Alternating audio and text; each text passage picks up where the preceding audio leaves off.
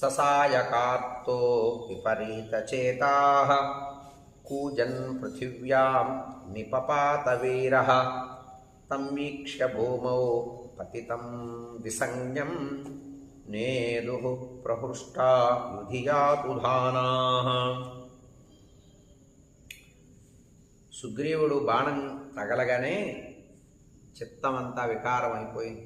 ఏం జరిగిందో అర్థమే కాలేదు సుగ్రీవుడికి. రావణుడు వేసిన బాణం తగలగానే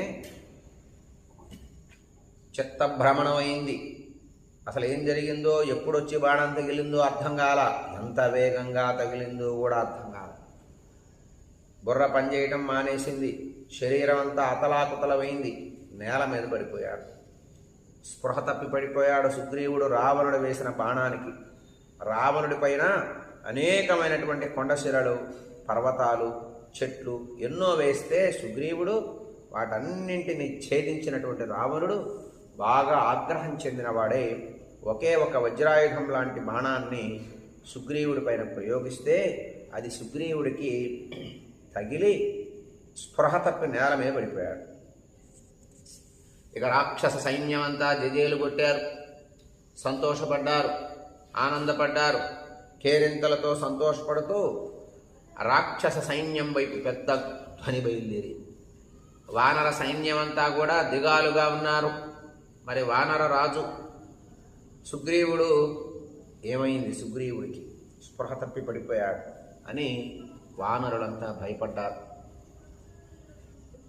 వెంటనే తతో గవక్షో గవయః సుషేణ స్వధర్షభో జ్యోతిముఖో నలస్యాం శైలాం సముత్పాట్య వివృద్ధకాయాః పృథుద్రువస్తం ప్రతిరక్షసేంద్రం. వెంటనే రాక్షస సైన్యమంతా కూడా దగ్గరకు వచ్చారు. గజుడు, గవాక్షుడు, సుషేనుడు, వృషభుడు, జ్యోతిర్ముఖుడు, నలుడు అనేక పర్వతాలను పెకిలించారు. వీళ్ళంతా కోపం పెరిగి పెద్ద శరీరాలు కలిగినటువంటి వాళ్ళు వీళ్ళంతా కూడా ఆ రావణుడి పైకి ఇక దండెత్తారు ఒక్కసారి అంతా కూడా. ఎందుకంటే వానర రాజు పడిపోయాడు కదా, అందరికీ ఆవేశం వచ్చింది. అందరూ నలుడు, గజుడు, గవాక్షుడు, వృషభుడు, జ్యోతిర్ముఖుడు అందరూ అనేకమైనటువంటి వానర సైన్యానికి ఆయుధాలు అక్కడున్న చెట్లే, అక్కడున్న కొండరాళ్ళు, బండరాళ్ళు, పర్వతాలు ఏది దొరికితే వాటితోనే వాళ్ళు యుద్ధం చేయడం జరిగింది.